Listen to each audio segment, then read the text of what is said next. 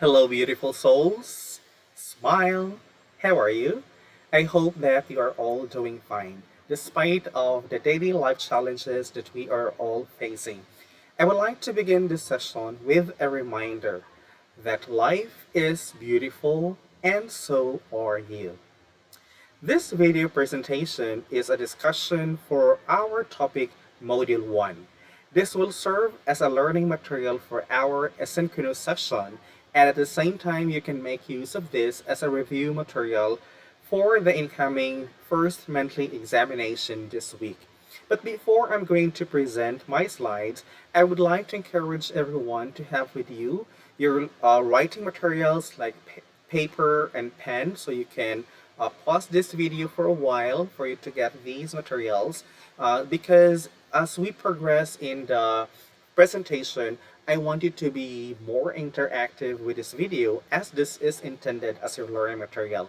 So there might be some questions I would like to throw to you, which you can respond by writing your responses on the paper. So while the question is presented, you can just simply pause the video and write your responses. However, that is a choice you have to make.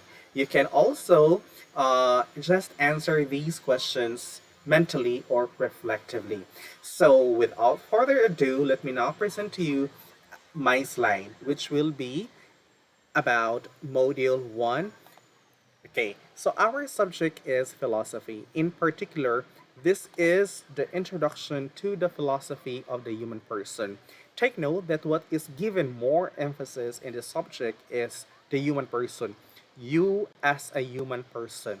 So, meaning to say that we are only using philosophy as a tool to unlock more realities about you as a human person, to appreciate your existence, and at the same time for you to be able to grasp certain insights or reflections of how it is important not just to live by yourself but as well as to relate with others and to relate with the environment with you are in and even to the world.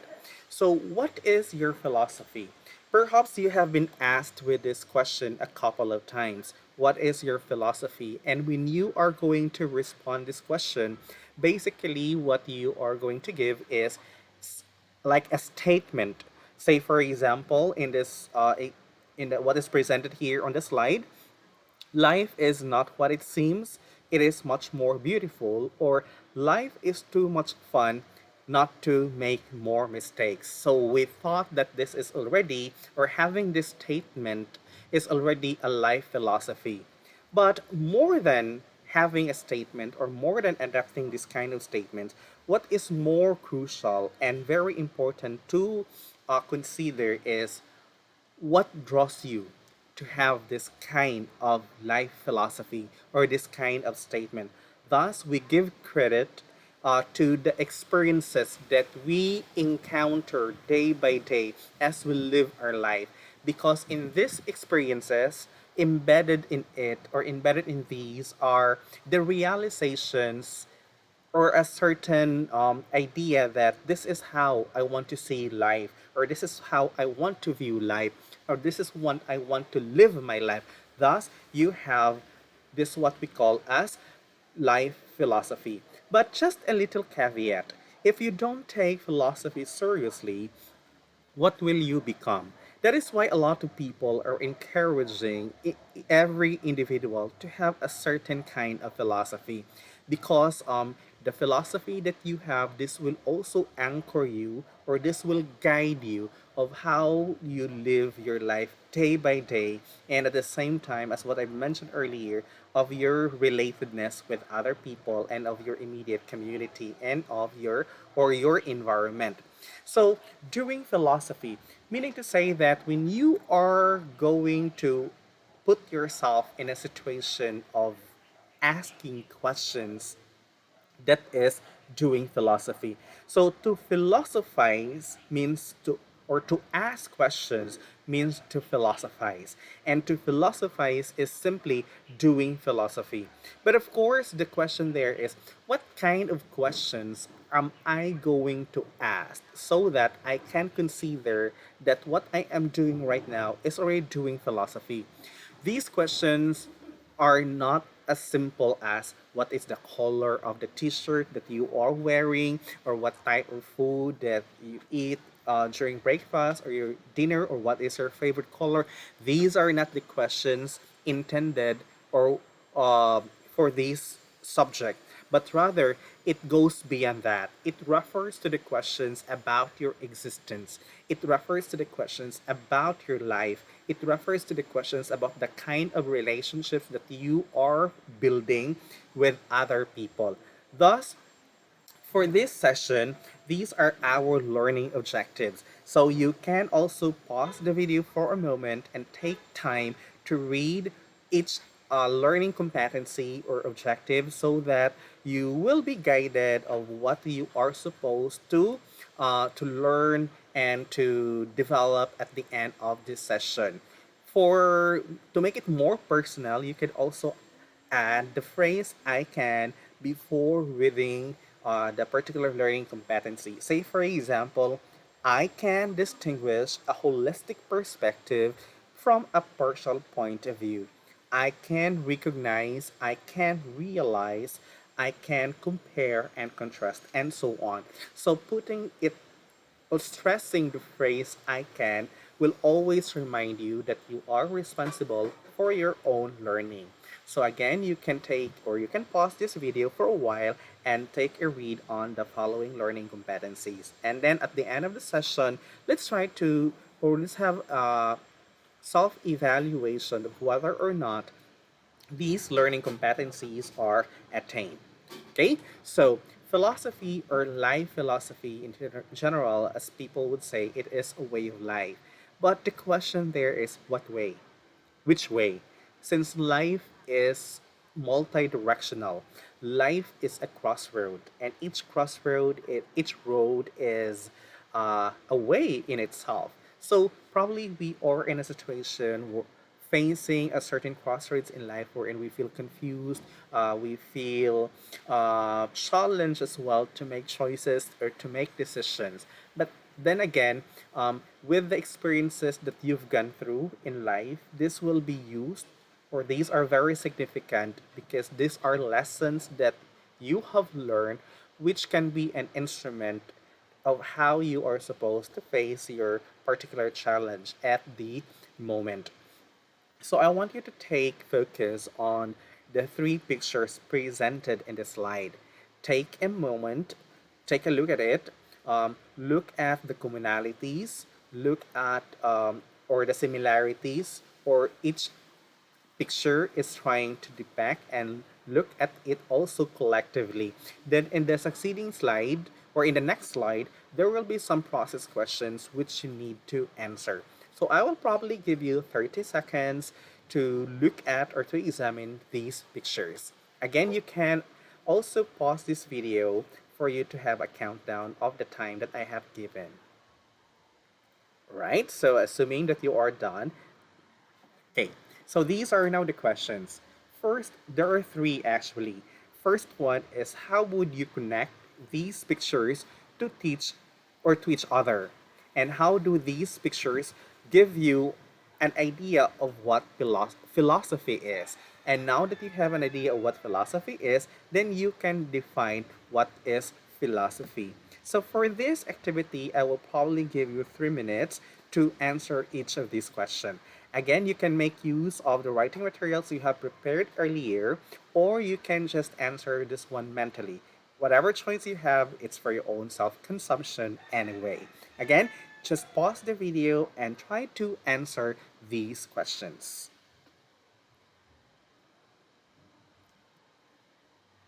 Okay, so philosophy, it comes from to better understand, as there are certain misconceptions about this subject of philosophy. For some, they even think that philosophy is an incomprehensible subject of inquiry.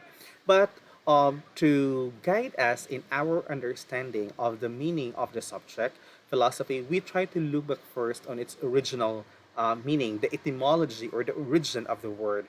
So philosophy is coming from the Greek word philos, and which means love, and sophia or wisdom. So philo or love, sophia or Sophie, which means wisdom. So collectively, philosophy means the love of wisdom. So as a lover of wisdom, we are um, encouraged to look at our daily experiences as we can draw wisdom from it. So learning from our daily experiences would also, it's not just merely being able to grasp a certain knowledge of a thing, but rather it goes beyond that. So our after is not just for attaining knowledge, but rather to have a most comprehensive, grounded on human experience type of knowledge, which is wisdom. So philosophy, or it tells also to us the truth about the meaning of life. So while Google can, everything can be found in Google, and because whatever questions you have in mind, you could just simply search in, just key in your questions, and probably in a span of 10 seconds, your answers or possible answers are provided to you on the screen. However, Google can't give all the answers in life, right? It can never give an answer of how you are supposed to live your life. It can never give an answer of how you live your life, because it's something very personal and it's something you are continuously in a journey.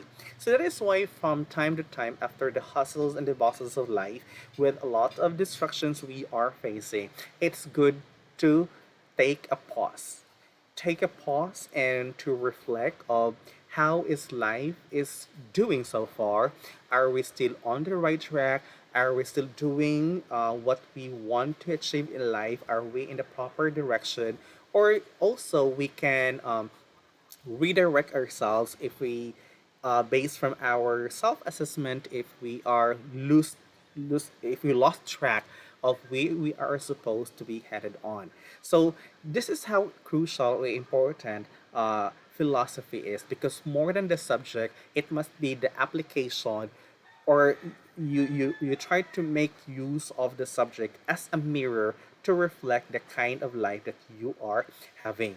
So when we speak of philosophy, there are certain branches, right? After knowing the etymological meaning or definition of philosophy, which again, it comes from the two Greek words philo and sophia, which means love of wisdom. So, as a lover of wisdom, it is also very important for us to know that philosophy, as a broad subject, it can be broken down into certain branches. So we could have here epistemology, or the study of knowledge. Of course, as we live our life, knowledge is very important because it will help us to solve problems, or to look into the situation we are in. As they say that knowledge is power. So speaking of knowledge, speaking of things we would like to know, and what are the things that we already know, that is the scope of epistemology. However, epistemology does not only is not the only branch in philosophy. There's also about metaphysics. So metaphysics, meaning to say, it defines reality and our understanding of it. When we speak of reality, we are, as far as metaphysics is concerned, it deals about the realities of our existence. Why do I exist? What is my purpose in life, or me as a person? So taking connection into epistemology and metaphysics, so then it talks about the knowledge of your existence. So in a way, you can see here that these two fields or branches of philosophy are actually connected with each other.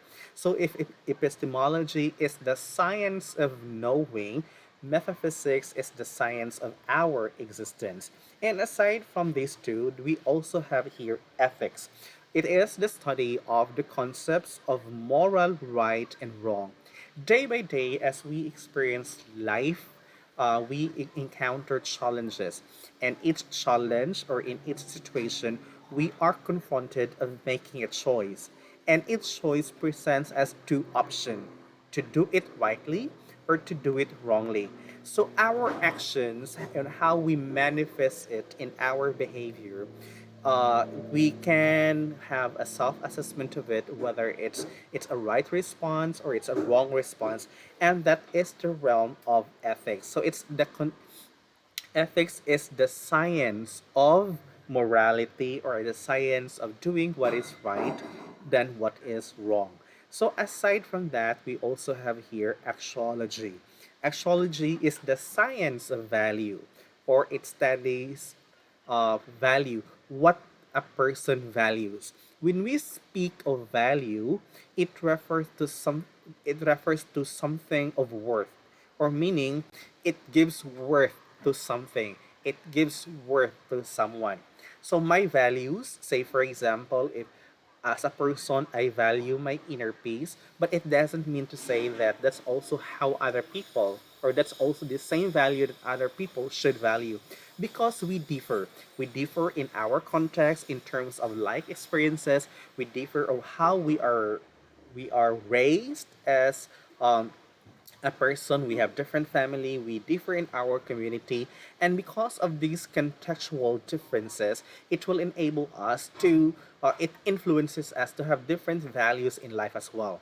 But it's a right question to ask also if what you are valuing is actually right, because how axiology and ethics can be connected is, since ethics is about the rightness or wrongness of things, then we can also relate it is, are the things that you are valuing right now is what makes you right as a person, that will help you to have a good life in your existence. So we go back to metaphysics, or do you have the knowledge that what you are valuing right now is actually right? So I'm trying to connect all of these branches of philosophies that we have tackled so far, so as to not to deviate you from the idea that all of these are connected and all of these are present within us. So axiology as a study of value, or a science of values, it always reminds us that we have to be careful on what we give value, because sometimes we keep wrong values. I don't know if there's a term wrong values, because values are supposed to be good. However, there are instances in our life that we keep the right thing, or we keep the right things, or we keep the wrong things, and we keep the wrong people, right? The very reason why it's hard to let go of things, it's because we put certain value into it. It's the value that we attach to a person, or the value that we attach to a thing, that would enable us um, to make that thing worthy of keeping. Otherwise, we can just easily throw it away. That is why perhaps in your life right now, there are still things that you are keeping, like a picture, or like a gift from someone, because it has an instrumental value to you. But more than that, axiology also refers to other things you have to value, like values referring to like your freedom, the value of your choice, the value of discipline. So whatever value we are referring to, this is the scope of axiology. And another branch of philosophy that we have is aesthetics. So when we speak of aesthetics, this refers to the study of beauty and taste. So the beauty, or the appreciation of beauty. So aesthetics can also be associated with art, because we talk about the form, we talk about the shape, we talk about the texture, we talk about the structure, and it's about that is why as a person, one way of putting colors in your life is to value the aesthetics of life. So that is why we don't have to limit ourselves with our own selves, but rather we also learn to relate with other people. So as we also like to think of, or will be learning from other people, because aesthetics cannot just be learned by itself, that can also be learned as we associate with people. So we also have here logic. So logic is the study of valid rules or inference. Simply put it, logic is the science of reasoning. So from time to time, what make us to value a certain thing or to value a certain person, it's because it's largely dependent on how we reason it out. Haven't you experienced that sometimes you are being questioned by other people? You are being questioned because your choices in life are not the same as theirs. But because of your logical thinking, because we are all rational beings, so we're able to justify and we're able to defend our stand, we are able to defend our choice, we are able to defend what we value of as a person. So that's the realm of logic. It's the art and science of correct thinking. Take note, it's not just about thinking, but it talks about the correctness of what you are thinking. And of course, as I said earlier, that we are not only dealing with our individuality as a person because we don't exist by ourselves.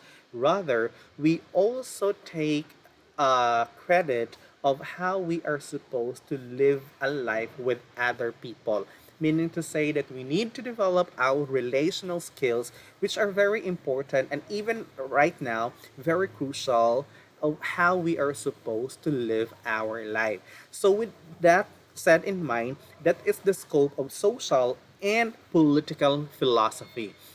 This refers to the examinations and evaluations of all aspects of social life. So, meaning to say that your immediate environment that you are in has or plays a big role in shaping you as a person. It shapes your mindset or your mentality. It shapes your behavior, and it even shapes your the values that you have. There is what we call as social value or cultural value, because this is the value, or these are the values that your community or your society is giving more or upholding in a way or in a sense. And because you are a member of that community or society, you cannot be helped but be influenced by that. Say for example, with your clan or with your relatives. So from time to time, there are some families who value family orientedness, wherein they are so close, they're so close knit.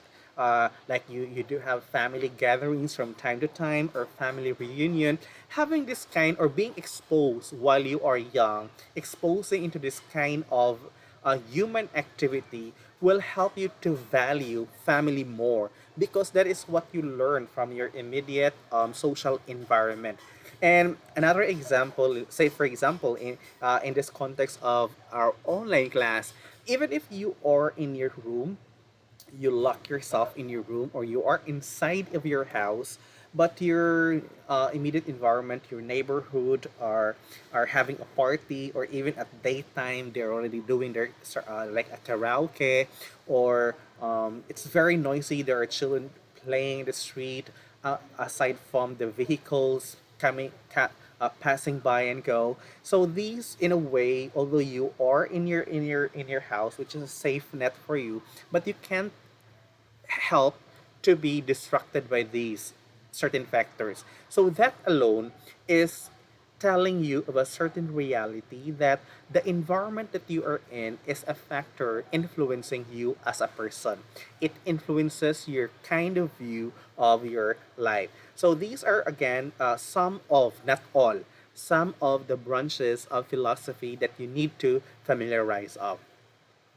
Okay, so before we are going to continue on these slides, so far, if you were to name three of the branches of philosophy, as much without backtracking in this video, what are these that you can remember? Okay, can you give me three? Mm-hmm. Okay, thank you very much. So probably some of you have mentioned epistemology, or some of you have mentioned logic, or some of you have mentioned about ethics, or some of you have mentioned about axiology, or aesthetics, or metaphysics, or even the social and social philosophy, social and political philosophy, for example. But there is also one branch of philosophy that you have to take credit you have to give focus more on, because as I said earlier, that in this subject, the very core or the very focus is you as a human person. So the inquiry into man and his dimension as a person, as an existent being in the world, is more important than whatever things there are in the world. So the inquiry into man, we look at, so these are examples of values: your dignity, truth, freedom, justice, death, and relation with others and with God. So these are certain values. This can be cultural or social values that certain individuals uphold because they believe that these values help them to live a life well. All right, living a life well. What branch of philosophy is that? So this now branch out to another field of philosophy, which is the philosophy of the human person. It is a branch of philosophy which focuses on the nature of man. So, nature of man, but actually it's not just about the nature of man, or the it also talks about man as a person, or human beings as a person, and human beings as a being in itself or its own existence. So looking into or delving into the inquiry of the human person is the realm of the philosophy of the human person. So, speaking into that, since we are talking about the inquiry into ourselves, so from time to time, we can help asking questions about ourselves, asking questions about our existence. For Socrates, he claimed that an unexamined life is not worth living. So, because what he meant here is that from time to time, you have to pause. You have to do certain reflections and you try to examine your life. Are you, is the life that you have now the life that you want to live? Otherwise, if it's not the kind of life that you want to have, then you can figure out also to another question like, what makes it wrong? What makes you not contented of the life that you have? And then a lot of challenges are facing, and these challenges are somehow issues. That is why from time to time we experience in a crisis, because as we examine our life, we try to figure out that something is wrong. But figuring out this wrong aspect of our lives, it's not something that we have to be discouraged of. It's not something that we need to give up of. Remember that no one is perfect. And part of our imperfections is to appreciate or to acknowledge that there are certain things in ourselves that we need to improve on. So, examining our life is also a way of living life well. Well, for Socrates, he is known for the art of questioning. He called it Socratic method or Elenchus. Now, what does this Socratic method do? It's simply about you ask a question and you try to answer your own questions, right? So, because we are doing about self-reflection as well, Elenchus or Socratic method is a way of eliciting the truth by question and answer. So, what is the very purpose why you ask a question? It is because you want to know the truth. You want to know a certain fact, but of course more than a fact, what we are supposed to know is the truth. So as I said earlier, that asking questions, since philosophy is basically about asking questions, it's not just about what time is it, or the type of food that you are eating, but rather it's more on delving into your own existence as a person. So Socratic method or question and answer um, approach. However, it is good to for you to be reminded that questions or answer to questions can be consequential. What I mean by consequential is that when you ask a question and you try to search for an answer to that question, sometimes the answer in itself becomes a question, right? So when you try to ask a question and then you try to search for the answer to the question, then the answer that you are getting unlock another question that you need to ask. That is why for Socrates and the rest of the ancient philosophers, philosophy is an eternal, meaning to say lifelong, meaning to say it's continuous search for truth, because we don't only ask question one in a single day, and we don't only ask question in a single day, but rather we ask questions every day as long as we live. So that's why it's continuous or eternal quest for truth. Okay? And simply, an unexamined life, as what Socrates had mentioned, is not worth living. That is why Socrates suggested the idea of knowing thyself. When you ask questions about yourself, when you ask questions about your existence, it's also an opportunity to know yourself better.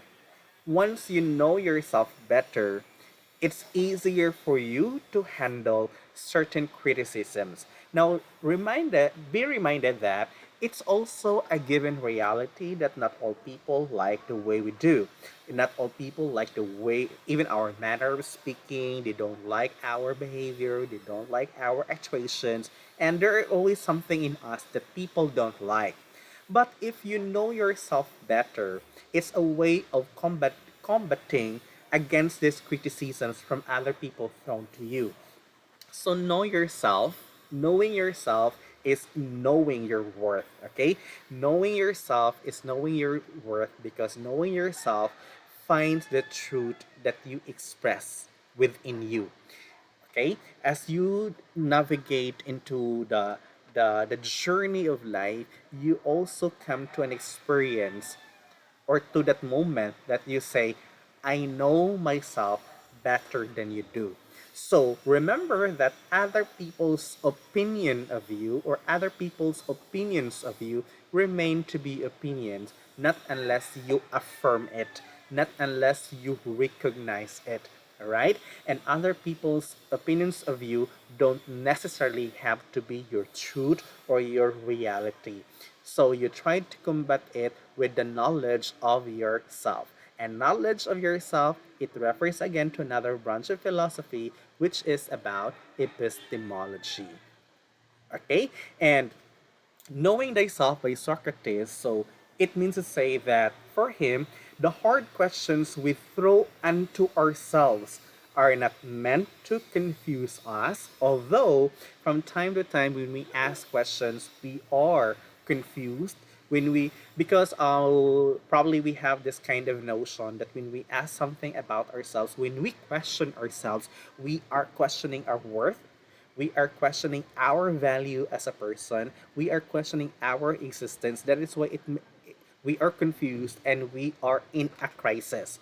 But for Socrates, it shouldn't be. Although, when you are experiencing that, you have to go through with that process. Because knowing oneself does not happen at a single time. It is a continuous examination of ourselves before we can finally have, before we can finally claim that we have a great knowledge of ourselves. It's not meant to confuse us, but it must be welcomed. It must be entertained, because these are healthy ways of connecting with the complex reality of our world. Haven't you experienced that when you um, pause for a moment of silence, for example, from all the things that you are busy doing right now, you suddenly stop, you suddenly pause and think of yourself, think of your thinking, think of your thoughts, think of your feelings, and think of how these thoughts and feelings of yours are reacting in your body, then there is that deeper connection. There, you feel more connected of yourself. You feel the silence, but you feel that there is a profound connection of yourself and the environment. So this is what Socrates is trying to tell us, that from time to time we need to examine ourselves, because it will enable us to understand, or to better understand ourselves, and also with the complex reality of the world. The world is very complicated, right? And that is why the complications of the world will enable us, or will tell us that we need to have We need to be aware of the matters of the world because, again, going back to the branches of one of the branches of philosophy, social and political philosophy, will tell us that these social issues, these social affairs that are happening around the world are factors contributing to our growth as a person. It shaped us and it influences us to become a better person. Okay? And for Socrates, true learning is not a blind obedience to the teacher. Rather, true learning is always dialogical. What he mean here by blind obedience is that you don't necessarily have to follow directly, but rather you also have to try to ask or learn to ask questions. Somehow, like in the orientation in the family, have you experienced that when your mother, for example, or any elders in the family is trying to request you or to ask you to do something, and when you ask why I am doing that, you are probably put into a question of